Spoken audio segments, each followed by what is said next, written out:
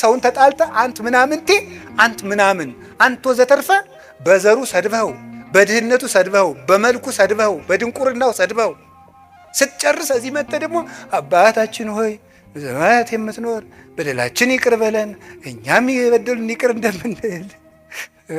ተው እንጂ። አንድ ካህን ሁለት ሰዎችን ለማስታረቅ ተቀምጠው ቢሉ አልታረቅላቸው አሉ።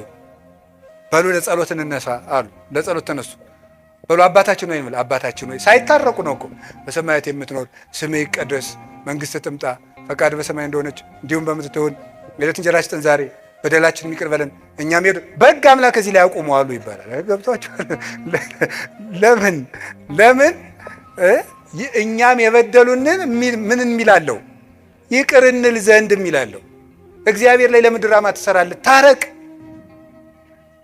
አቡነ ዘበሰማያትን አለማለት ኃጢአት ነው።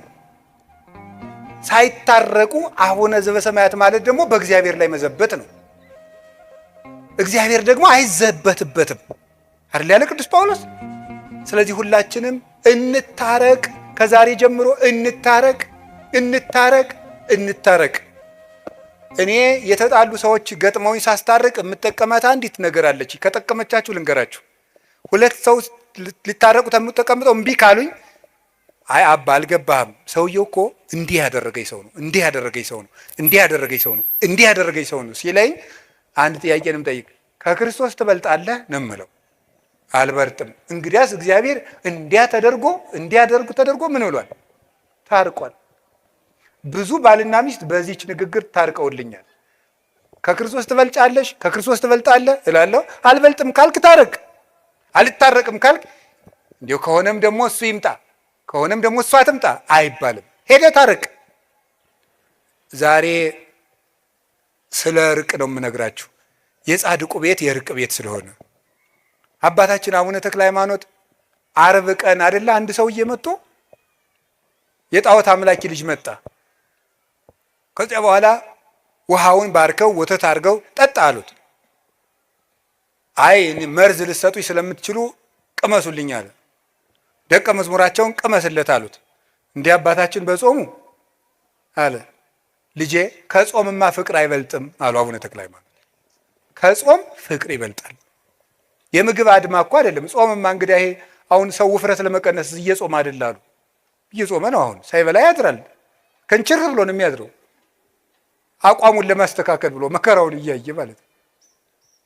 የጾምማ ጉዳዩ ፍቅር ነው። ፍቅር ከጾም ይበልጣል። ስለዚህ የእርቅ ቤት ላይ ነው የቆመው።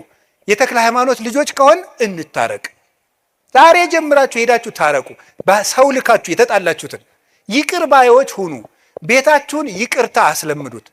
ሕፃናትን ሳይቀር ይቅርታ የመጠየቅ ልምድ በቤታችሁ ገንቡ። ባለትዳሮች ሕፃኑን ልጃችሁን የ5 ዓመቱን ልጅ እናንተ ካጠፋችሁ ይቅርታ ማለት አለባችሁ። ነገ ይሄ ልጅ ይቅርታ ይጠይቃል ማለት ነው። ይቅርታን ያውቃል። ባል ከልጆቹ ፊት ሚስቱን ይቅርታ ብሎ ማሳየት አለበት። ሚስት ከልጆቿ ፊት ይቅርታ፣ ነገ እሱ ባል ሲሆን ሚስቱን ይቅርታ እንዲጠይቅ፣ ነገ እሷ ሚስት ስትሆን ባሏን ይቅርታ እንድትጠይቅ።